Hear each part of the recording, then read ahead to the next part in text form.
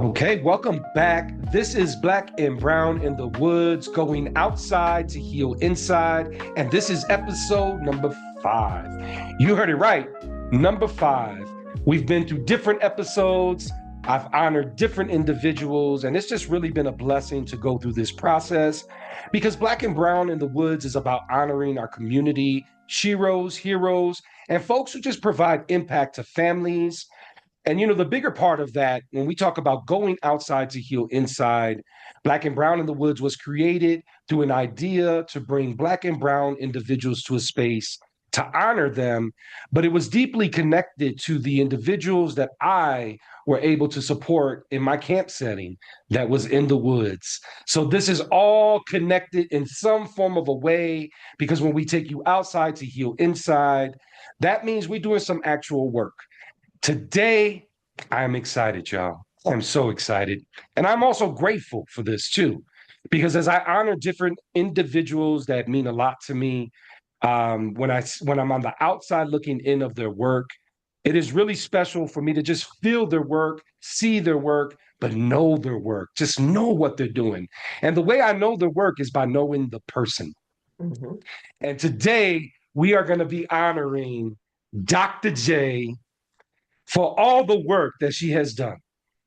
She is a mother, she is a grandmother, she is a therapist, she is a mentor, she is a lovely human being all around. And I'm sure I'm missing other accolades that she is going to mention. But what I'm trying to say here is that we are honoring someone who deserves it. So, Dr. J, welcome to Black and Brown in the Woods. Thank you for allowing us to honor you for the month of May, for Mental Health Awareness Month. And who other than to honor Dr. J in this space? I mean, I think that is like spot on, correct way to go about the month of May. So thank you for joining us. Welcome to the space. How you feeling today? I feel good, Mr. Adam. I feel real good today, and I'm honored that you chose me to be the spotlight for May, Mental Health Month, which is something that the Black and Brown community don't always honor and don't always feel comfortable with being in. But it is so necessary and required, especially when they see Black and Brown people talking about it. Maybe it will give them the ability to feel more comfortable to go and get the help that they need. That's right. And Dr. J, as we mentioned, this is part of giving you your flowers for all the amazing work. I ran down a few accolades, titles. Did I miss anything in there? I want to just honor you in that space. What did I miss, Dr. J? I'm also a professor at Governor State University. I teach beginning counselors and I teach the not only the beginning classes, but I teach the clinical classes. I sit with in practicum and internship and live supervision where they go in and meet with couples and families and they come out and get live supervision from me, which I love the supervision classes. I'm also teaching in the doctoral program, the nonprofit social entrepreneurial track. So I teach doc students as well. This semester, we're talking about them developing their strategic plans on how to build a nonprofit and what that looks like. I also am a coach. I coach people, and I've been fortunate enough and blessed enough to been working and getting a place where all of this can take place at a spot that God has given me. And so I'm working on getting contractors to give me quotes for the building because it needs to be refurbished.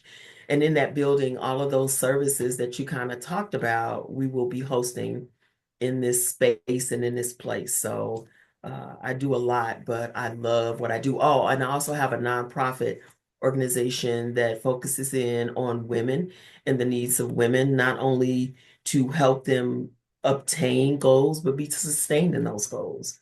So I think that's it. Oh, Yeah, I'm a wife too. I think, yeah, there a you go. wife, That a wife of 35 years to one husband, my husband, Christopher Edwards, who is my friend, my lover, my protector. He is the rock for our family. So I'm very, very fortunate. I love that. And see, that's why I wanted you to run it down a little for me. Because, I think part of it is I know some of those accolades, but there might be some I'm missing, right? And it just be the real deal as well. Dr. J is the real deal. We honoring Dr. J because she is the real deal. What she says she is doing, she is actually doing, y'all. So it's saying that, Dr. J, I love starting these Black and Brown in the Wood episodes with our tagline. Our tagline is going outside to heal inside. Hmm. As you know, because your child was a recipient of my program, they attended Hmm. my programs in the past. Camp was a big part of my history and the things I've done. I feel Black and Brown in the Woods is coined Black and Brown in the Woods due to camp. I Hmm. guess when you hear that tagline, going outside to heal inside, how does that resonate for Dr. J? Hmm. Going outside to heal inside. When I hear that, I think about sometimes we have to go outside. So my mother always told us, you're not in a box. You don't live in a box. So for us and living in the projects in this south side of Chicago, she gave us books. So we were, when I say she gave us books, she gave us Pimps Up, Hoes Down, Cabrini Green, Harlequin Romance, magazines, newspapers. She wanted Mm, us, although we lived in the hood, to not be in the hood, mm, to go outside to see that there was something outside, that the hood would not be our anchor to the world, that going outside. And so for me as an adult, I constantly push myself outside of my comfort zone to experience other cultures, to experience other environments, other communities, other people's, other thoughts. And I get that a lot as a counselor when people come in and they begin to share their life and their experiences. Sometimes going outside in my counseling session heals me, mm. providing services to people, being honest, being present with them allows me sometimes to heal from stuff that I didn't even know I needed to heal from. Another example would be I was at church and a young woman they were asking me like, what do you do? And I was saying like, I grew up, I ain't fool around with women. I ain't like women, blah, blah, blah, blah, blah. And her comment was, well, then that would make me think about what type of person are you if you can't connect with the Mm. females. And it took me back to a point of girls were always mean to me and said mean and nasty things, which in my hurt, my protection was to block them out. And then working at the church, when my pastor made me mentor the young women, took me outside of my protective shield. And Mm. in that, I learned that little Jeanetta was still hurting and she needed to be healed. And so then I began on my healing journey when I was mentoring these young women, stepping outside of my protective shield to help other young women, help Mm. little Jeanetta to get healed. I love that, Dr. J. So, I asked this question to all the individuals that I honored thus far. And what I'm getting from you when you were saying that, what I kind of envisioned was the going outside for you was the individuals, whether it was your amazing mom, and I always love hearing stories about your mom, or someone who pushed you out of your comfort zone, to help you go outside. It's almost Hmm. looking outside as outside your comfort zone and Hmm. bringing it back inside in terms of what you took from going outside your comfort Hmm. zone. I so appreciate that because when we were thinking of a tagline for the podcast, that one was always one that resonated with me and the individual who helped me create the tagline. Hmm. And it Hmm. was really because as many kids I saw at camp enjoy themselves, right? Because there was tons of children who went to camp and they went there solely just to enjoy themselves, taking the activities, get a break from their parents. And there was some who did that like very well, like they in and out. took care of the business, went back home, was happy to see. I think there was others in that space who went to camp for beyond the activities. It was an escapism, right? It was one of those things that allowed them to get away from their circumstances, especially when I ran Camp Rosenthal, where a lot of the children who were coming to that program were going home to home, not knowing where home is, because they Mm-hmm. were all within a system, right? A foster care system. Mm-hmm. And, it was important for me as they came there that we provided some healing. I knew that there was the camper there who had, the parent who signed him up, who brought him to camp, who had him fully prepared. And then I knew I had the camper who came to camp with no suitcase, no clothes, right? No blanket. And so I knew that there was something for both of them that I needed to provide in that Mm-hmm. going outside to heal inside. But Mm-hmm. it also put me in the perspective that I wasn't just running activities and providing like entertainment. Mm-hmm. In that space, we can go deeper and we can actually heal kids, right? We can Mm-hmm. actually heal parts of them and things like that. So, one, I appreciate you sharing your insights on that. Part of Black and Brown in the Woods is that we ask the person we are honoring 5 questions. Okay. I send you these 5 questions. I'm going to roll through them. I'm going to mix them up a little. Okay. And, I have the privilege and honor to do a couple segments with you. We did an amazing segment on the Evolution of Love series, which is still out there. So please check it out because Dr. J did some things. She dropped some gems on that segment. And in that segment, and a few other conversations we had in your Partners of Healing, you did the Who's Helping You Heal segment where, you talked about your mom and the amazing person she was in your life. Mm-hmm. You also shared, your journey starting as a single mother at age 17, Mm-hmm. right? So my question to that was, what was the turning point that made you realize you weren't just surviving? You were being called to build something greater. When I got called to mentor those young teenagers at church, and what was so pivotal for me is that the child that I had when I was 17, she wasn't in that group when Pastor came running out of the pulpit.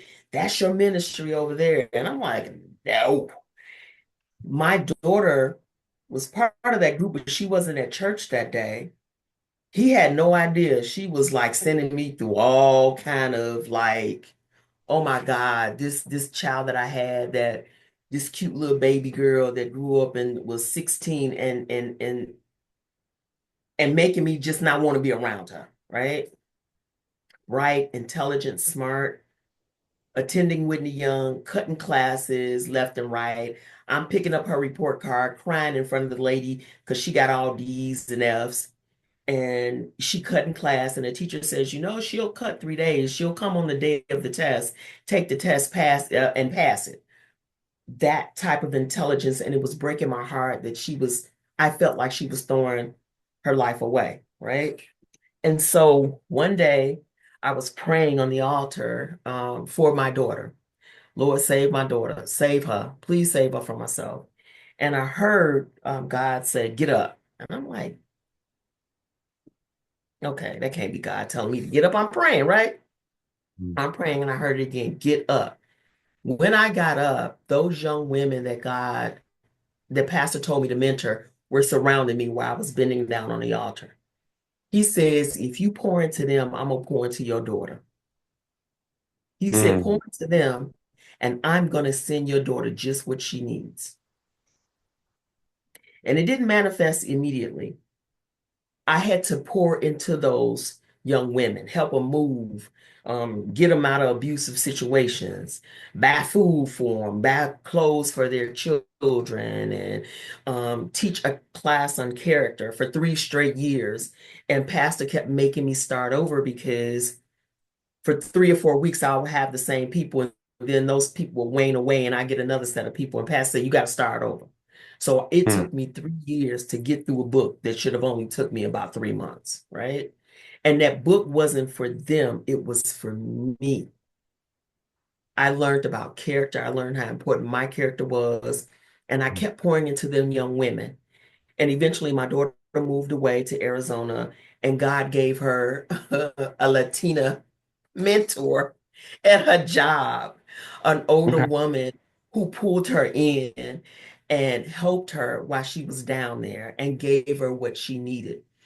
So that's when I realized that, okay, this is what I need to do. Everything I learned as a teenage mom, everything my mother poured and beat into me, and not physically, but every lesson that my mother gave me on being a mother, on being a woman, a Black woman, and how to conduct myself in corporate America, I had to go and share with somebody else. Mm. And as I began to share with them, I think I was maybe 8 or 9 years into the mentoring, and God gave me Mother's Love, which is the name of my nonprofit. I'm driving and I heard it clear as day, Mother's Love. I'm like, "Mother's Love." There's nothing like the love of a mother, right? And Hmm. so that's what I got out of that. That 17-year-old teenage mom struggled to be a mom, but had a mother who demanded her to be a mom, if that makes sense. Yeah. Um, yeah, you was okay. You gonna be a mama at 17, but you gonna get up, you gonna feed her, you gonna clothe her. My mother didn't baby me. She didn't give me an out. She didn't babysit for me to go hang out with my friends. I only got a babysitter when I went to work and when I went to school. Those were the rules. My mother was very, I thought it was harsh at the time, but it was very instrumental in designing and creating me to be who I am today. So I believe that is hopefully that kind of answered your question about being 17 and how I came to be who I am today and understanding the lessons I needed to learn at 17. Yeah, no, Dr. J, that the piece that you mentioned about like hearing that voice and that voice saying to you, like, if you feed this space, this feeding will have right. It's almost like, and I only ask that or bring that back up because it really, to me, that's really powerful. One, that Hmm. you were able to even hear the voice, um, accept the voice, Hmm. and follow it. And as you mentioned, it sounded like it wasn't an overnight thing. It needed longevity for it to fall into place so you could see it actually manifest, especially on your daughter's end with Hmm. obtaining the job and the mentor. And so now that definitely answered that. And I know that, you know, we also did a segment with Dr. Claire, and I got to sit in on just like how how she sees you, how she admires you. Um, and I think she even mentioned like she's seen you grow through things, grow, and she used the word grow through. Hmm. And I know that she looks at you with the eyes of this person's amazing, right? And so, I take what you're sharing there, and then I think of that conversation of how Dr. Claire looked up to you.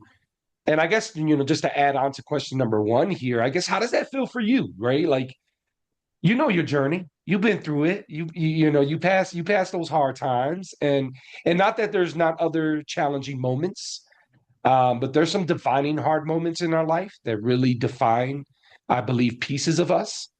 How does that make you feel in terms of like the reflection I'm sharing with you of what Deborah shared about you, you answering this question with that voice that came to you like at 17, right?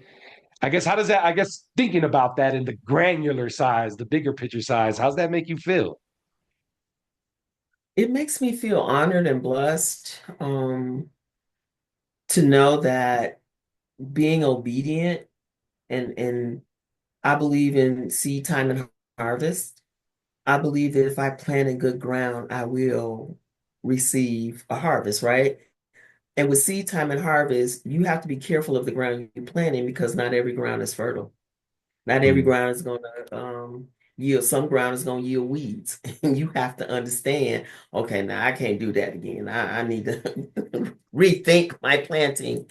Um, and so when I see Deborah and I hear some of the things she say about the relationship, our relationship and the journey, it takes me back to every situation that I've experienced and everything I've been through, it wasn't just for me. It was not just for me. The struggle that I had with my daughter, she had very similar struggles with her daughter. Had I not Mm, walked that path, I wouldn't have been able to tell a girl, you're gonna come through. It's gonna be all right. All right. Um, struggles with a blended family. Had I not gone through those struggles with a blended family, I couldn't have told her and other women it's gonna be all right. And I would tell God, God, you a comedian, because I don't find this funny that I'm experiencing this or that I've experienced this, mm, and people are watching you without you knowing they're watching you, and come and say, how did you get through that? I told you, you just look like it wasn't a big deal. Breast cancer. When I went through breast cancer, I would post certain stuff on Facebook. Here it is. It's been 5 years being breast free from breast cancer. And I have people come and say, man, it was your testimony on Facebook. Now that I'm mm, going through this, that I've decided to talk about it, that you helped me. You don't know who watching you. You just have to do what I've learned. I have to do whatever God tells me to do. Some of this stuff I don't want to talk about. I don't want to be always talking about my business or some of the things I went through, but then God said, uh-huh, this is the case. Uh-huh, this is the mhm, situation. And I'll tell people, I'm like, yeah, I wasn't planning on talking about that. I wasn't trying to share all my business. But those particular situations, and then I'll turn around and say, God, you real funny.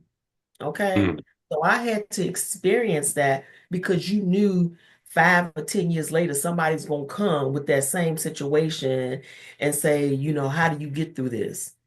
And what better way to say, God is not no respecter person. If he'll help me bring me through it, he'll bring you through it too.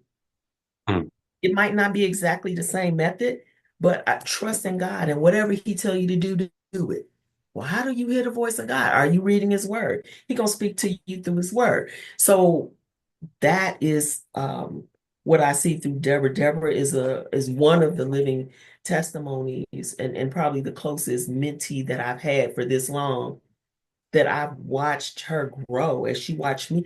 I've watched her transcend, and it come from love. That four-letter word. You love somebody enough, you will give them the good, bad, the ugly, and indifferent. for sure. You can't always be nicey all the time. That's why I tell people about mentorship. People think, no, it ain't nice all the time. Sometimes you got to check people. You got to let them know, no, you out of order. That's Mm, what the women did in the neighborhood. When I talk about community, I talk about the women in the neighborhood who will pull me to the side. Come here. Why you got that little skirt on? Why you out here like that? What is you? That's what they did. That's what the women in the neighborhood did. Come here. What you think you doing? yeah. You out of order. Get yourself together. Why is she talking to? Now, of course, I ain't say that to them. Who she thinks she talking to? She ain't my mama. But I sure didn't do that again in front of that lady. Mm, So that's kind of what I've learned, and it touches my heart dearly to hear um Deborah reference to me and talk about some of the things, because you forget some of the stuff you do it because you've been called to do it. This is my mantle. I yeah. swing my mantle. I just swing the mantle. That's all I know how to do is swing the mantle. Which is a leeway to my next question. Question number Okay. two for Dr. J, and honoring you, and yeah, just to speak, to recap what we were just sharing there, like I think everything you shared and just your acknowledgement of it, and I know you're saying it in a very humble way. I was able to witness someone you really impacted, right? And so I just want to just put that out there, like, you could pop your collar today because we honoring you. Yeah, pop that collar, Dr. J. But leeway to the next question, and I've heard you say this, and I really appreciate working on the whole person, healing the whole person. I think that's one, just beautiful to say, right? The focus, the intentionality of the whole person, because we don't really always focus on the entire person. in that sense, what does it truly mean to you to heal the whole person? And why is that so important to Dr. J within a community to have that? So mental, physical, and spiritual. We're spiritual beings in human bodies, right? And so I'm a systems person. And so I look at the whole system. Everything that affects me needs to be addressed. If my mental is not healthy, then I can't even begin to think about my physical. Okay. If I'm not grounded in my spiritual self, then the mental and the physical not gonna matter anyway. So for me, I need the I need all of that. It's important to me to be able to be strong enough, to be clairvoyant enough, to be, and I'm real big on not wanting my mess to be somebody else's mess. So I constantly am evaluating me. I'm my biggest critic, right? Evaluating me. And for me to be who I am, my spiritual grounding, it must be the first thing I do. When my Mm. feet hit the floor in the morning, that's what I do. I am getting spiritually grounded. I'm reading my scripture. I'm praying, and I'm a gospel music person. I love all music, but in the morning, for me to get grounded, I'm praying, I'm reading scripture, I'm listening to my gospel music, I'm getting dressed, I'm thinking about, what I need to do, how I need to do it, what my agenda is. I'm very driven by my appointment book. Um, so in order for me to be a good wife, to be a good mother, to be a good grandmother, to be a good friend, I need to be a good me. I Mm. can't, none of that other stuff is possible if I am not whole and complete for me. Now, my wholeness and completeness might not be yours. Yeah. So I need to be grounded in me because being grounded in me helps me to do what it is I've been called to do. And so I tell people, whatever it is that grounds you, get that, hold on to that. Let that be what gets you ready in the morning. Sometimes, now I'm not saying sometimes we don't jump up late and we running around, but you have to have something that feeds your spiritual man, your physical man. Do I always eat right? No, I'm not gonna lie and say that. Am I a physical? I like to work out. I love to work out, but my current situation, watching my grandbaby in the morning, I don't have the time to work out. I like going to spin class. I like kickboxing. I like walking into nature. I like seeing the deers out early in the morning. I love Mm. all that. So doing that keeps my physical and my spiritual, and my mental, because I am a mental person. I use my brain all day long, right? I'm always thinking. So to be in a place like walking outside or riding a bike, on the spin class and they playing some house music and I'm on the bike and I can't sweat and I can't breathe all at the same time, my brain is not on 500, right? So various different things are necessary for me at different times in my life. When I was 20, it was something else. When I was 30, it was something else. When I was 40, it was something else. Now, at the age of 60 years old, when my feet hit the floor, and sometimes even before, I'm giving honor to God. Thank you, Lord, because some people didn't make it. That's right. Reading scripture, grounding myself to be the best me I can be because I'm out here teaching. I want to make sure I'm not teaching the wrong stuff. I'm out here counseling. I want to make sure I'm not making people's lives worse than what it is. I'm out here mentoring and, building programs and trying to change the world one person at a time. So that's a heavy lift. And when you out here doing heavy lifting, you got to be strong enough. You got to be in that gym.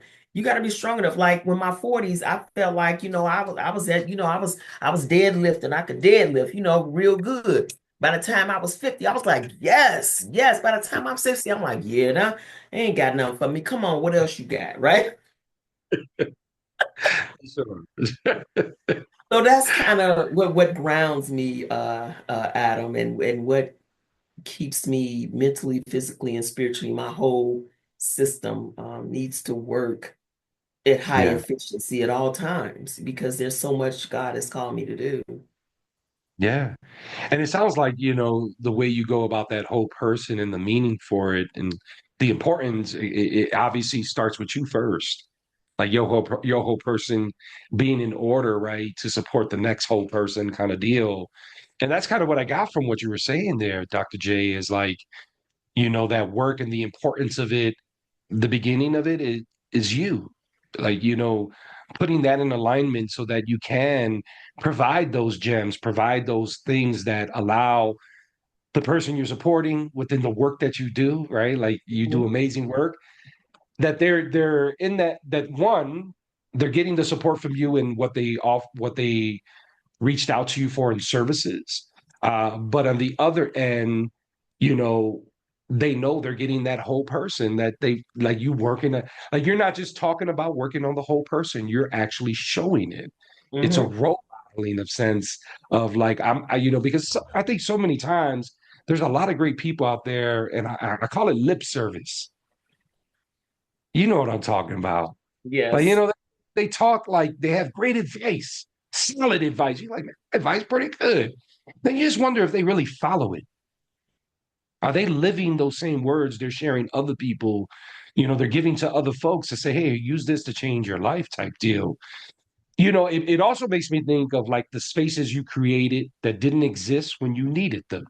It makes Hmm. me think of that as well. And so the next question number three, what's one thing you always tell young women who feel like they don't fit or belong? The space for you to fit and belong is being created. Just wait on it. It's coming. Hmm. Stay your true self. Stay your true self. I tell my beginning counselors, don't be fake and phony because a client gonna know when you being fake and phony. Hmm. They people are hurting and they need you to be genuine, right? So for young women, because I didn't always feel like I fit and I thought something was wrong with me, but found out I wasn't supposed to fit. That wasn't for me. Um, and what's for you is coming. A woman told me, what you seeking is also seeking you. Hmm. I like So that. we don't always supposed to fit in when we're peculiar people not supposed to fit in every situation, right? I don't want to be matchy matchy. I don't want to be like everybody else. It's good to be different. I don't have to be what everybody else has called me to be because what I've been called, because who I am is the perfect mix for those who seek in what I have. Hmm. I don't have to fight other counselors about clients because there are clients out there that nobody can help but me. And that's not being cocky, that's just being real, Yeah. right? There's Hmm. other like people that you serve. There's other people doing maybe something similar, but they can't poach up the people that's supposed to come to you because you have everything in your life has brought you to be who you are today. And that in your life is something somebody out here needs. So it's okay to be different. It's okay not to fit in. And I'm not talking about the not fit in, not being kind, loving, giving, respectful. I'm not talking about that. I'm talking about you don't have to follow the masses. You don't have to Hmm. be a Kardashian. You don't have to be a this. You don't have to be a that. Be your own self. Create your own space, right? And the people will come Hmm. for that particular service or for that particular whatever you have in that space. I didn't know that there was going to be a space made for me. I thought I was supposed to run a Fortune 500 company. Now I'm building my own Fortune 500 company. I don't need this. Who knew Mm. that everything I was getting from corporate America would be the very thing that would help me in operations and knowing how to operate my own Fortune 500 company? That's right. That's right. So I don't need somebody to let me do anything. I'm gonna do my own thing. Yeah. And seeing that right there, just what you said there, and the confidence in your delivery of saying that just speaks to why we're honoring you today, right? That's why we're giving you your virtual flowers, Dr. J, because as calm as you are, I feel like behind you there's this shadow of a big ass lion who's just roaring. While you're calm, there's this lion behind you just roaring. It's kind of like that Key and Peele segment where with Barack Obama and he has the guy who's a little more hood, just like a little more fierce, I want to say, Right, a little right, more right. and I really feel that when you talk, when you're speaking and I get that. And it just speaks to one for me, um, the solid woman you are, Mhm. just the strength that you compose and obviously our trials and tribulations and things that we go through at the moment, although hard and maybe sometimes takes a little bit of our spirit away. Obviously, in the longevity of those things come back and later become some success story or something that allows us to package and give to someone else so they don't go through it. And that's what I Absolutely. got from that question number three of what you would share with our young women. And I brought that question to the forefront because I know how important women are to you. Although Mhm. I know you shared in a few segments, like, I don't really like them much. That But tone changed. that was as a young woman, that was my protection, because women were the ones who would say, you ugly, you fat, you black, you bald head, you this. Men didn't say that. That was the women. And so that was my protection. But now I love my sister. And I don't have a lot of women who are in my close circle, but I Mm, love that. And it's very, like I said, you're very therapeutic. You don't even know how therapeutic and prophetic you are. So I used to keep the lion the lioness in a cage. I used to cage her up because when she got out, she didn't know how to act. So, and then people would take advantage of me because of my kind and demeanor. And then I realized one day, oh no, she need to come out. And so I had to learn how to let her out little bit by little bit so she could be trained. And yeah. so we we walk in tangent now. Hmm. And I can be a lion when I need to be a lion, but I can also be very subtle when I need to be subtle. And I've Mm, learned to say what I mean and mean what I say and be confident in that because I wasn't always, and I didn't realize she was that person. She was my protector. She was that mm, one who gave me the strength and the power to do what God had called me to do and to um, take out them vipers and take out them sharpshooters who was coming for me. She yeah. saw them. I was like, oh no, be nice, And she was like, no, shut them down. Do Mm. not let them treat you like that. Handle that business, right? And so we walk in tangent now, and not everybody can see that, Adam. Oh, I see it. It is like it's literally standing behind you, just almost with a paw on your shoulder, or something like just waiting. And I see it in a different light, right? Like, Mhm. obviously I'm not feeling the wrath that is not so great. I'm feeling the wrath that's like, woo, there's a confidence here that stands behind you, but still within you. And it's like you said, y'all walking together now. And I Mhm. feel that. I saw that. Like visually, I felt like I saw that when you were speaking. And I also recognize that Dr. Claire acknowledges that in you as well. I think she, in her own way, said it in her words, but Mhm. to the next question, question number four here, Dr. J. Um, you have a saying that really impacted me for many reasons, but the most important reason is because it had the word mother in it. And, you and I talked about our moms. I'm a mama's boy. Mom's was my pops. I'm a fatherless child. So, I was raised by my mother and only by my mother. And, the saying is if you save a mother, you save a community. First, hands down, powerful, powerful. It resonates in different ways for me, makes me think in different ways. And it also makes me think of my mom. And, I think of when I think of what with that saying and when I think of my mom, it makes me resonate of like the amazing human being she was, but the flaws that she had as a parent because of the circumstances she faced alone. Right. So when I think of your saying, I think of that. Right. I think of Hmm. that. And I also know just from speaking to you, we have a mutual fond love of our mothers, and I know that you have a fond love of your mother. When you came up with this saying and you were thinking of, when you say this and you're hearing how it resonates for me, right? When you're delivering that outward with the lion behind you, Dr. J, I guess where's that coming from? What it is, do you feel that spiritually something that your mom is throwing into your body? Do you feel that's just coming from nothing but Dr. J's heart and soul? Why did it come about? I guess I want to know the why of that saying, right?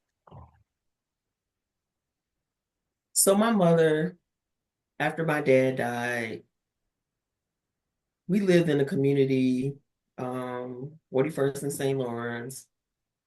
Every aunt, uncle, and cousin lived with us. My mother fed the whole community. I'm like, why is we feeding these people? They hungry, you feed them. They ain't got nowhere to stay. They need some place to stay, right? We would go stand in food lines and get food, and then people would come who was too embarrassed to stand in the food line would come to our house and eat the food we made from the boxes and bags we got from the food deposit. Mm, So many people come back and say, R. Kelly's, we grew up with R. Kelly. My sister and brother went to school with him, and his sister, Teresa, she got kicked out of school. She was scared to tell her mama. Guess who took her back to school and got her in school? My mama. mm, Um, when people were being abused and neglected at their homes, these kids, who do you think they came and stayed with? Us. My mother was very community oriented. When Harold Washington got voted in, my mother was on the front lines, right? My mother was a proponent of you need to know your rights. My mother talked to, she helped people in the community. She clothed people in the community. She fed people in the community. Although I'm very community oriented, I didn't handle it the way my mom handled it. My sister mm, handles it different. My brother handles it different. I am a proponent of the mother is the heart of the family. We make the family beat. The dad is the protector. He out there roaring. Like a lioness don't do all that roaring. She ain't got to roar like that. Her and her other lion is gonna go hunt and they're gonna bring food back for the family. That's community, right? So I thought about that when I thought about my mother and some of the women in the neighborhood that I grew up with. And a lot of them were single moms and how they would go to the city and get the lunch program and had a lunch program and make sure all the kids had sandwiches and little lunch bags. And well, I know y'all got extra kids, so I'm gonna give y'all extra bags and them fried bologna sandwiches and that government cheese. And so one mother with the right heart can change the heart of several people around her. And a community don't have to be on the same street. And we kind of talked about that earlier. One mother with a heart of love can touch another mother and train that mother, can touch another mother and train that mother. And we have the ability to shift the whole community, right? mm, Rosa, Deborah's mother-in-law, gave to me, I gave to her, and the circle perpetuated, right?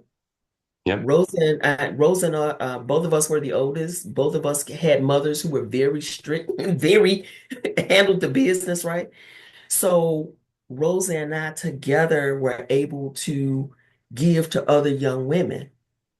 And Mm. and so I see some of the young women that grew up with my daughter who are owning their own businesses, are married, who are changing the trajectory of their families, who I had a young lady tell me the other day, she was like, I'm gonna buy a house. She was, and they call me TT.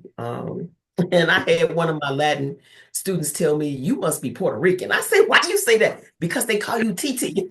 I said, okay, I'm all good with that. And so all the young ladies call me TT. She's like, TT, I'm about to buy this house. And it wasn't because my mother showed me how to do it. She said, I Yeah. watched you. She said, I Mm. know how to do a budget because you showed me how to do a budget. Yeah. You set me down and said, look, you need to learn how to do this. You need to learn how to do that. How much money you got? How'd you win it? Just some of the stuff that I do with these young women. And so when they come back and say things to me like that, so I can save a community. One woman, if you change the life of a woman, she has Mm. the ability to change a community, to change generations. I'm the first person in our bloodline with a doctorate degree. Mm. My son is in school to become a doctor. I'm changing to the trajectory of our family generational bloodline. And it's Hmm. not everything that I do is not just about me. It's about my grandchildren and my great grandchildren. I'm building a table where they gonna eat on. My great grandchildren gonna eat off this table. Mm. Setting things in place, taking the knowledge that we have, and not excluding the men at all because we need them. I'm not one of them women. All women, no, that's a lie. I ain't saying that at all by any means. I need the brethren, right? I need my husband. I need my sons. I need my Mm. uncles. I need them, right? Hmm. But what I'm saying is my assignment is women. And so I'm pulling young women aside and say, okay, you want to build a business? Okay. How are you budgeting your everyday life? Do you Mm. have a budget? Or are you living above your means and living check to check? How can we change that? If we can't manage home, how you gonna manage a business? Mm. If you can't handle $5, how you gonna get 500?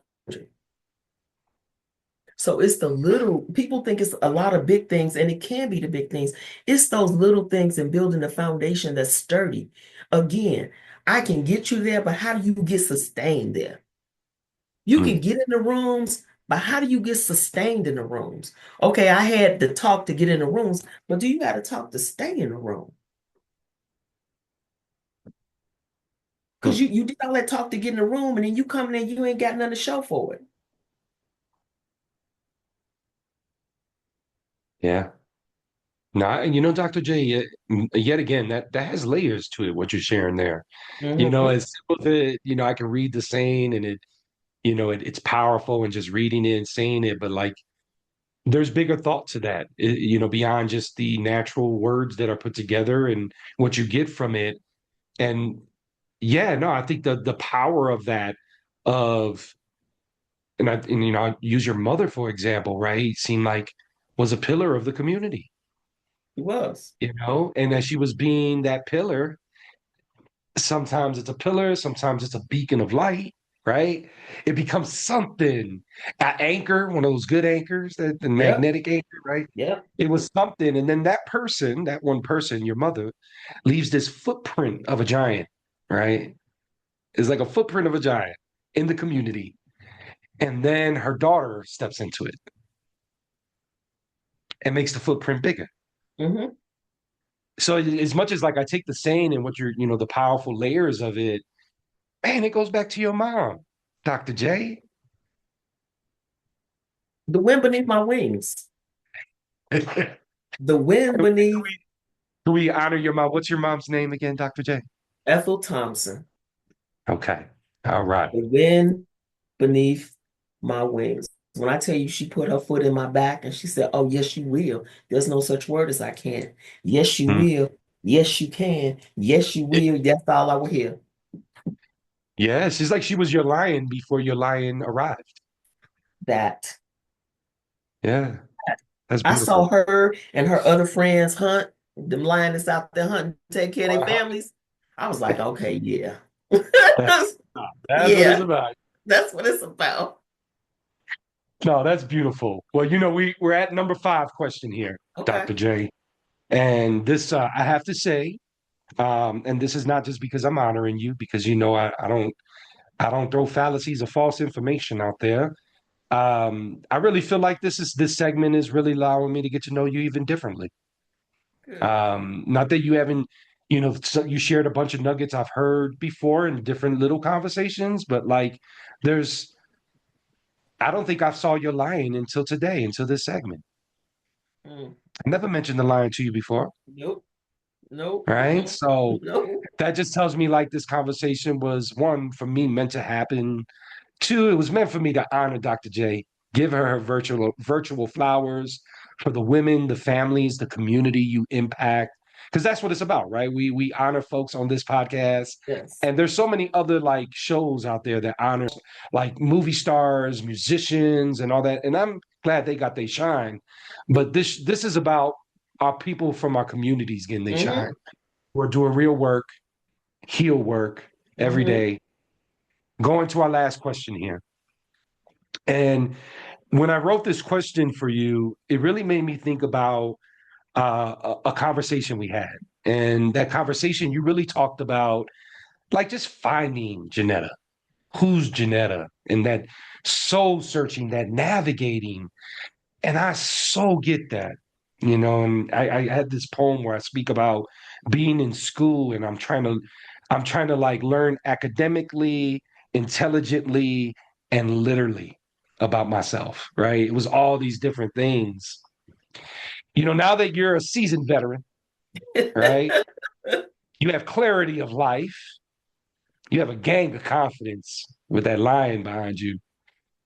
What would you tell your younger self, the girl who felt like she never quite fit in? What would you tell that Jeanetta? What would you tell them about where Jeanetta is right now? If you could do that. It's okay you don't fit in. You're not meant to fit in. There's greater things for you to do. And you don't need a big circle of people to applaud you. You need to be alone. Mm. That aloneness, and being cast out and being told by some people you will never be nothing. You a mama at 17, you ain't never gonna be nothing. You know, you'll never have this, you'll never have this, you'll never have that. It made me say the hell if I won't.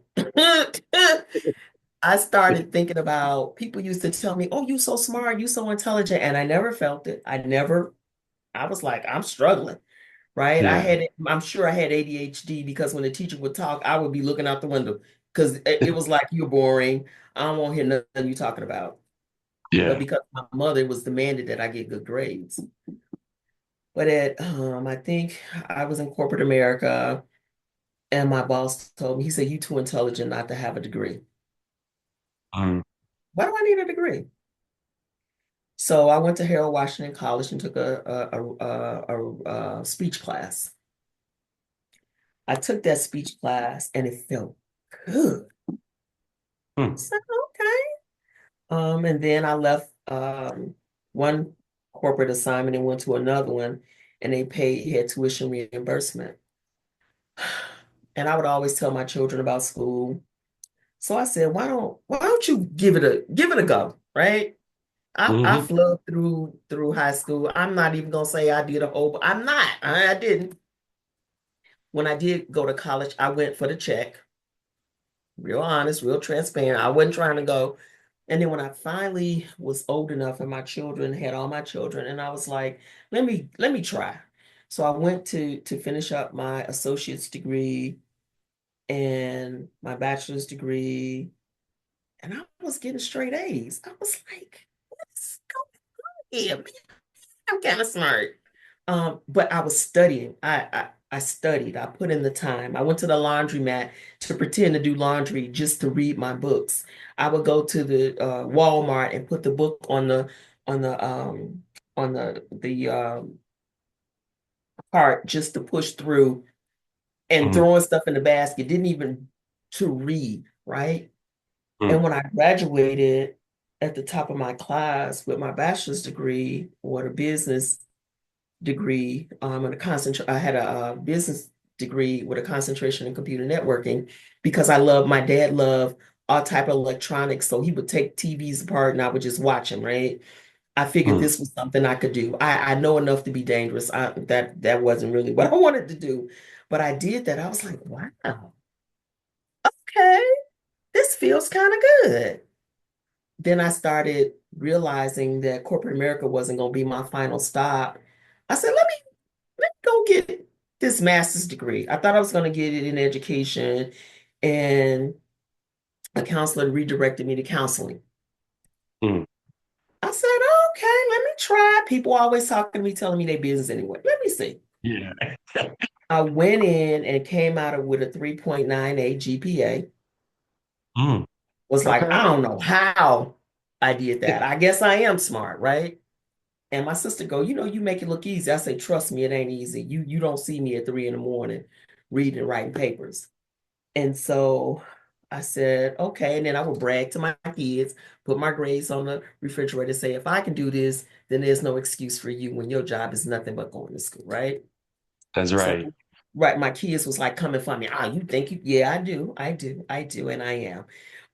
And then I decided 5 years later, if I'm gonna get this doctorate degree, I'm getting a little mature. If I'm gonna get it, let me go ahead and do it. I wouldn't want to go through that hazing Mm. process again, but it was all worth it, right? Yeah. My confidence kept building. The more I poured into me, the more I realized who I was and what I had to offer. I would wonder why when I would walk in a room, I would get this feeling like, you know how you walk in a room and people like, you get that like, okay, why Yep. people, feeling like that? And so my husband would say, you have a presence about you when you walk in a room that Hmm. people who are insecure, you make them feel even more insecure. An insecure person makes somebody feel insecure. I never thought about that. So the education was the cherry on top of the ice cream for me. Mm. It validated to the world that I was as intelligent as I was beginning to understand who I was, and Hmm. beginning to understand the power that I held, and beginning to understand the presence that I have when I walk into the room and how I make some people feel uncomfortable. I don't have to try, it just happens because of my posture and who I am, and that lion that sits behind me, without me even trying. But the thing of Yeah. the matter is to stay humble. I don't Mm. have to brag and boast. I don't have to. I just have to be. I found out it's okay not to fit in as a young person, because who I am today, I'm glad that I was that awkward person as a Mm. young person, and to Yep. be the confident person I am. I would not want to be that. I'm glad I went through rejection. I'm glad I went through being told I wasn't this and being told I wasn't that, because it gave me the wherewithal to say, I'm going to prove to me who I am. And Mm. once I proved to me who I was, walking side by side with that lion and with me just made sense, to just be me, because if you push me in a corner, she was coming out. And she didn't like to go back in the bottle when she came out. It took her a while to. So, and when Hmm. Deborah Clare said I was a fighter, I only fought when I had to. Yeah. She didn't want me mad because it just wasn't going to be cute, right? So I don't want to be mad. I don't want to be angry. I want to live in peace, but I want to be very concrete who I am and set my boundaries. And not everybody gets a front seat in my life. And that's not being confident or cocky. That's being wise, wisdom. Everybody don't need a front seat in your life. Everybody Mm. don't need to be close to you. When you walk in certain gifts and certain talents, you have to be careful who you let in your life, because not Mm. everybody is there to help you. That's right. That's right. Oh, Dr. J, you dropped a gang of gems on that one right there. And I would have to say that the younger you would be mad proud. I think the younger you would be really proud of the person you've become. Like I think she is. that's I think she's pretty happy with the results, considering yeah, everything we went through. for sure. And even bigger than that, mom's is proud as well, right? Oh my Got to bring it goodness. back. Okay, come on now. Oh All my right. goodness. I just wish I could, like when I graduated, I wore my parents' rings, their wedding rings. I have their wedding rings. So when I walked across the stage, I had their rings on, in honor of them because although my mother was my pusher, she pushed me. My daddy was the artistic one who, when I came home crying because the girl said I didn't know how to do the feeling, my daddy Hmm. said, "What? Come on, let me show you how to do that dance." My daddy showed me how to do that dance. And my daddy was he was an artist. He had never been to school for art. He could draw anything. He was very creative. So both of my parents helped me be who I am.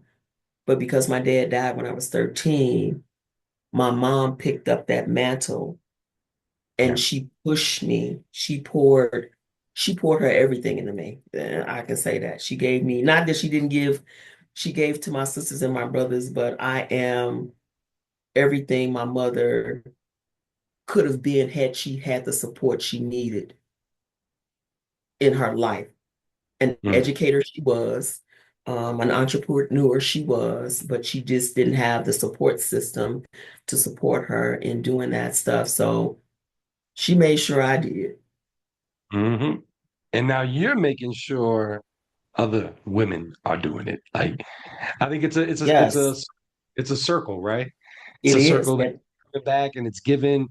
And that's why we are honoring Dr. J today for Black and Brown Goods and giving you your virtual flowers, sharing our gratitude for the work you've done and you're still doing. I know that you are impacting many lives, and I know that communities are better with Dr. J in them, supporting them. And I just want to acknowledge you. That's what today is about. That's what this segment is about, is acknowledging Dr. J for all the amazing work you've done, for the mother, the grandmother, the professor, the coach, the mentor. I mean, I know I'm a grandma, wife, all the amazing people, all the amazing elements and pieces that bring to Dr. J. Thank you. Thank you for thank everything you. you do. Thank you for what you're still doing. And I know that I'm going to have you back on a couple more segments. Dr. J ain't going nowhere, but I am so proud to honor you for the month of May, especially for Mental Health Awareness Month. And yeah, I want to give you your last words here because we're at the end of our segment for Black and Brown in the Woods. But just from our podcast to you, gratitude for everything you've done. So last words are on you, Dr. J. Don't give up on your dream. Don't let your past determine your future. Um, Use the dirt that people are throwing to step on to build the foundation you need to explode in the next stage of your life. Um, I couldn't be who I am today without all of the mess that happened. I couldn't be who I am today without all of the things that made me who I am today. I am stronger because of it. Uh, do I wish I didn't have to go through that? Yeah, of course. But everything, I use it as a catalyst to make me who I am and to help other people so that they don't have to stay in the hole. We can all come out. We can all come out together. I'm all for one in camp. Kumbaya. We sang Kumbaya, my Lord, Kumbaya. Um, if I can if I can be successful, then I have the ability to help somebody else to be Mhm. successful. So to my husband, to my children, to my parents and my grandparents and my great grandparents, all those who went before me, they prayed for somebody like me. I'm the answer to their prayers. And I'm glad. It's a heavy mantle to carry, but I'm glad they prayed because I know I'm the answer to those prayers of my forefathers. So I'm grateful to them and my family that support me because I wouldn't be able to do this without my family. First of all, without God, without my family supporting me. And I'm very, very honored and very, very grateful for everything. And I thank you, Mr. Adam, for the gifts that you use in these situations. Very prophetic in what you do and very therapeutic in what you do. Keep using that eye to see, because not everybody sees what you saw today. Not everybody see that. So I'm grateful for you, Mr. Adam. Sure, for sure. The love is mutual. And of course, you are now part of the Black and Brown in the Woods alum, episode number 5. And you will be seeing Dr. J for the whole month of May, because I will be honoring Dr. J for the entire month, just breaking up some of this episode so you could digest it. But also you can find it on different platforms like Spotify, Amazon, iHeart, and of course, the main platform, YouTube. So thank you, Dr. J, for coming through. Make sure you are going outside to heal inside. And we will see you next month when we honor our alum number 6, y'all. Number 6. Take care of yourselves, because you are the star player. And you know what my last words are. Who's helping you heal, y'all? Peace.